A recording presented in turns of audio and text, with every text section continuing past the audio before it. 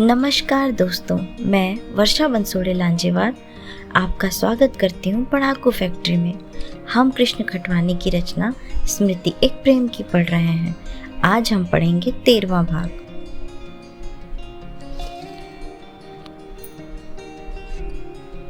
मैंने चारों ओर देखा था। शायद प्रभात का पहर शुरू हो गया था, क्योंकि कहीं कहीं पक्षी जागने लगे थे। मैंने अपने शरीर पर से शॉल उतारकर अंजलि के शरीर पर डाल दिया था और वहां से उठकर नाव के सिरे पर जा खड़ा हुआ था। सूरज की रोशनी रात को कहाँ छिपा लेती है मुझे पता नहीं, पर इतना पता है कि रात के साथ स्वप्न, विकल्प, संकल्प, जीवन की पहेली को बूझने के लिए की गई माथापच्ची आदि खो जाती है। सच तो यह है कि दो दुनियाएं हैं, एक दिन की दुनिया है और दूसरी रात की। मुझे ऐसा लगता है दिन की दुनिया पर हमारे दिमाग का हुक्म चलता है और रात की दुनिया पर दिल का। सुबह को जब मेरी जाग खुली थी तो मैंने देखा था चारों ओर जिंदगी की चहल पहल थी। सूरज काफी ऊपर चढ़ाया था। नाव ने एक छोटे गांव की घाट पर लंगर डाल रखा था। मेरे साथी नाव से उतरकर दातून कर रहे थे। पास की झोपड़ीनुमा दुकान पर कॉफी बन रही थी। मैं हड़बड़ा कर उठा था और मैंने नीचे उतरकर नदी के पानी में मुंह धोया था। नंदनी मेरी ओर बढ़कर आई थी। क्या तुम सारी रात नहीं सोए हो? देखो तो, तुम्हारी आंखें सूजकर लाल हो गई हैं। ठीक तो हो ना? और उसने मेरी कलाई को छुआ था और फिर माथे को। पास ही में गांव होने से आसपास के लोगों का आना जाना लगा हुआ था। थोड़ी सी दूर पर कुछ बच्चे खेल रहे थे। औरतें सिर पर टोकरे उठाए हुए एक पगडंडी पर से जा रही थी। एक बड़े पेड़ पर झूला डाला हुआ था और झूले की रस्सियों पर बेलें लिपटी हुई थी। किनारे पर लप लप करते हुए पानी में 3-4 नावें खड़ी थीं। मैंने बात को बदलने के लिए कहा था, तुम्हें तो पता है मैं प्रकृति सौंदर्य से कितना प्रेम करता हूँ, लेकिन तुम्हें अपने स्वास्थ्य का भी तो ध्यान रखना चाहिए। तुम पहले ही कमजोर हो गए हो। वह ज्यादा कुछ कहने वाली थी कि देव अपने हाथों में कॉफी की 2 गिलास लेकर आ पहुंचा था। उसने किंचित व्यंग से कहा था, रात को नाव की छत पर से मधुर मधुर गीतों की स्वर लहरियां उठ रही थीं। क्या अंजलि सारी रात तुम्हें गीत सुनाती रही? मैं केवल मुस्कुरा दिया था। मैंने कोई उत्तर नहीं दिया था। देव एक गिलास से कॉफी पी रहा था, दूसरा गिलास उसने नंदनी को दिया था। नंदनी ने वह गिलास मेरी ओर बढ़ाया था। मैंने कहा था, नहीं नंदनी, मैंने अभी ब्रश नहीं किया है। नंदनी ने हंसकर कहा था, क्या मुझे यह पता नहीं है कि तुम बिना ब्रश किए भी कॉफी पी लेते हो? परंतु आज नहीं पीऊंगा नंदनी। मैं देव द्वारा नंदनी को दी हुई कॉफी नहीं पीना चाहता था। देव ने फप्ती कसते हुए कहा, आज यह तुम्हारे हाथ की कॉफी नहीं पिएगा, अंजलि के हाथ की कॉफी पीना चाहता है। नंदनी ने रोष प्रकट करते हुए देव की ओर निहारा था, परंतु देव का उसकी ओर कोई ध्यान नहीं था। वह मुड़कर अंजलि को बुला रहा था। अंजलि आज्ञाकारी बच्चे की तरह आई थी और मेरे सामने आ खड़ी हुई थी।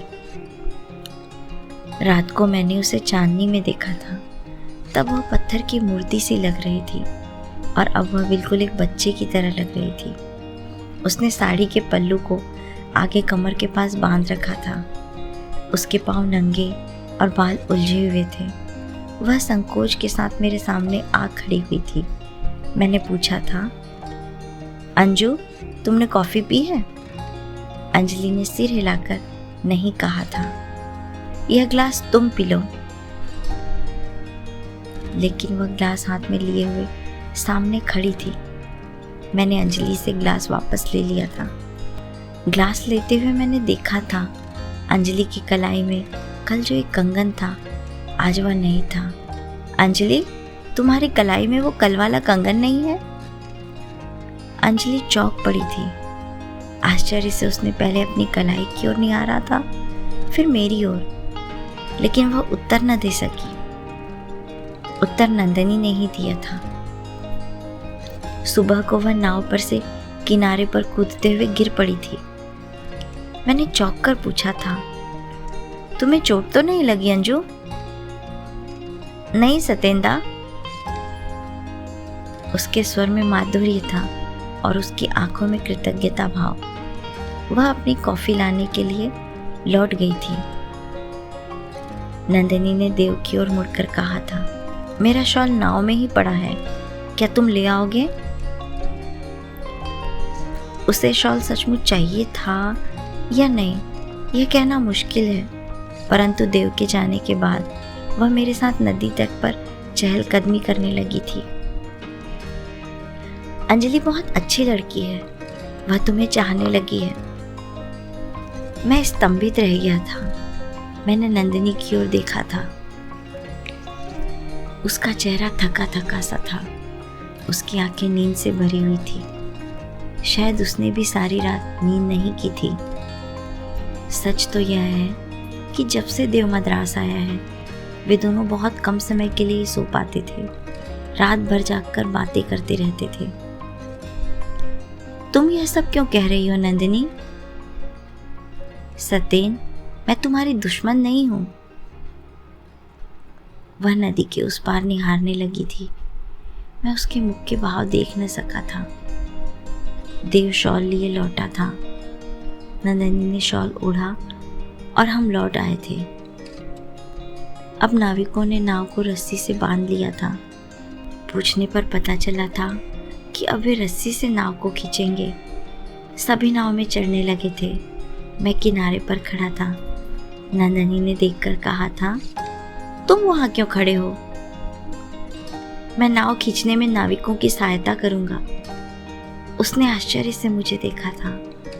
कहा कुछ नहीं था। आगे नाविक, पीछे मैं, हम नाव को जोर लगाकर खींच रहे थे। सूर्य की किरणें गर्म होने लगी थी।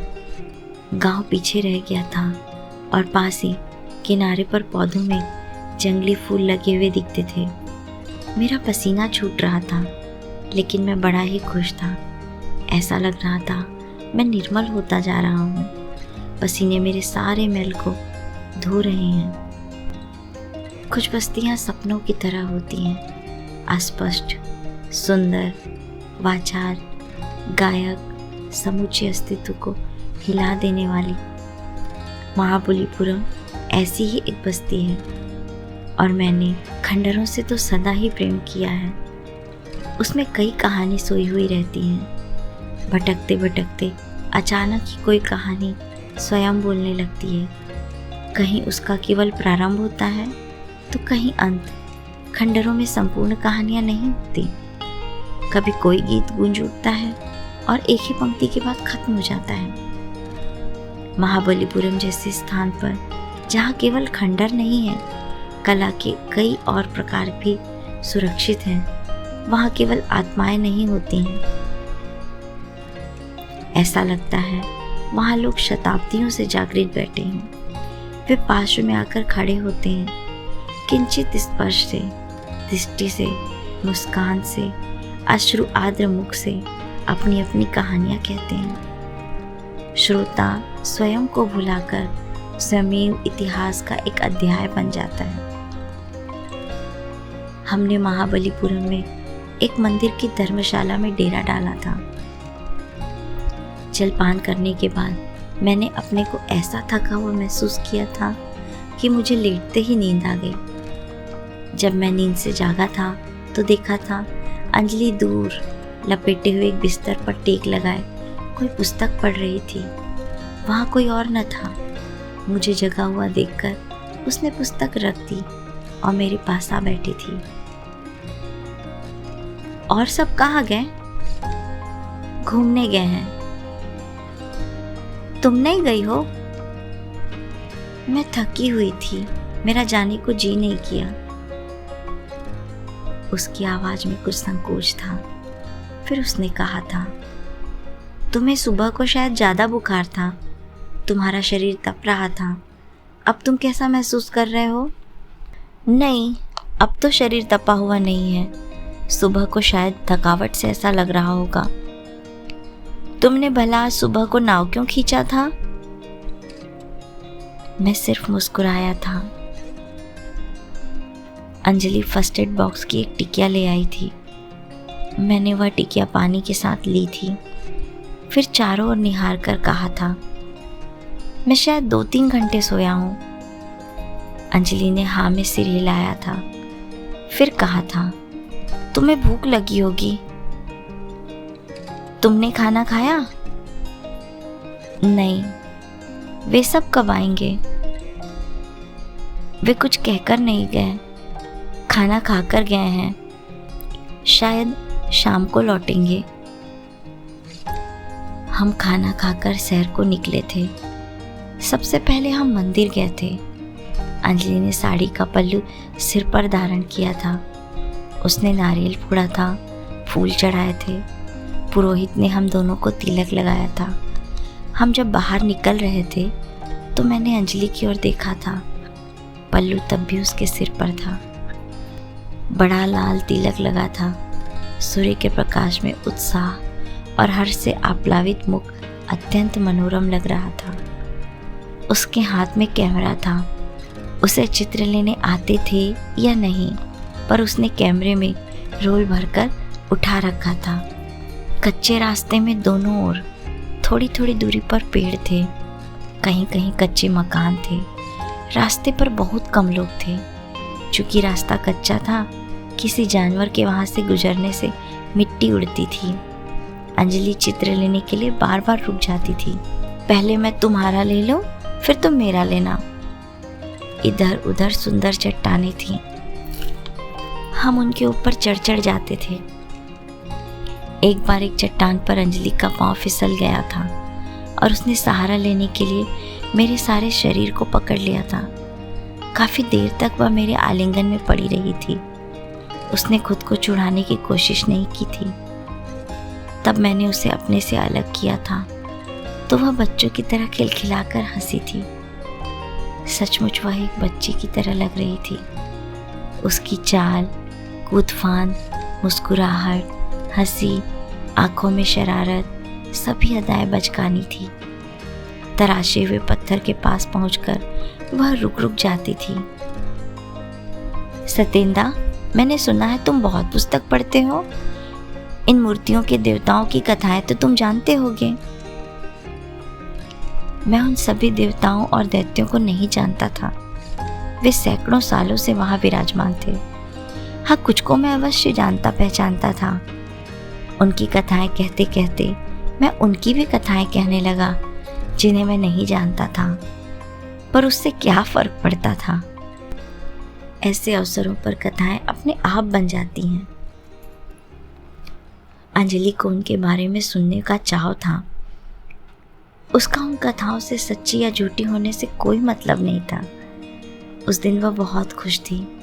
कभी कूदफान करती और दौड़ती थी तो कभी तालियां बजाती थी। वह बार बार उन मूर्तियों को हाथ से छू लेती थी। कभी किसी गायिका के मुंह के आगे अपना कान लगा देती थी।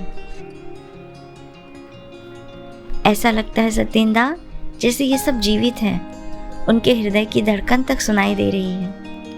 उनकी गीत लहरियां हवा में फैल रही हैं। एक स्थान पर हम नर्तकियों को देख रहे थे। अचानक ही अंजलि ने पूछा था, सतेंदा, ये भारतीय मूर्तिकार नारियों के इतने बड़े स्तन क्यों बनाते हैं? भारतीय नारी के स्तन इतने बड़े तो नहीं होते। मैं कुछ समय के लिए हैरत से उसकी ओर देखता रहा, फिर अपने को संभाल कर बोला था, इसका कारण शायद यह है कि भारतीय कलाकारों ने नारी के माता रूप को उभारने की कोशिश की है। अंजलि ने मेरा हाथ पकड़ लिया था।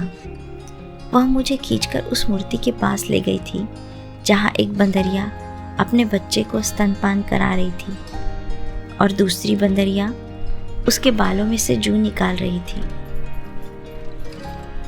यही हमारे पुरखे हैं ना, परस्पर कितना प्यार करते हैं। उसने बंदरिया के चित्र लिए थे और मैंने उन मूर्तियों के साथ उसके चित्र लिए थे। चलते चलते उसकी चप्पल टूट गई थी। उसने चप्पल को एक और फेंक कर कहा था, चप्पल के बिना भी काम चल जाएगा सत्येंदा। मैंने हंसकर कहा, ऐसा न हो तुम्हें कहीं कांटे लग जाए या तुम्हारे पांव धूप में जलने लगे। मुझे धूप में नंगे पांव चलने की आदत है, लेकिन क्या सत्येंदा मुझे तुम उस राह पर ले जाओगे जिस राह पर कांटे बिछे होंगे? चप्पल पुरानी हो गई थी, फेंक दी। मद्रास लौटकर नई चप्पल खरीदूंगी। झोपड़ीनुमा होटलों में हमने 2-3 बार कॉफी पी थी।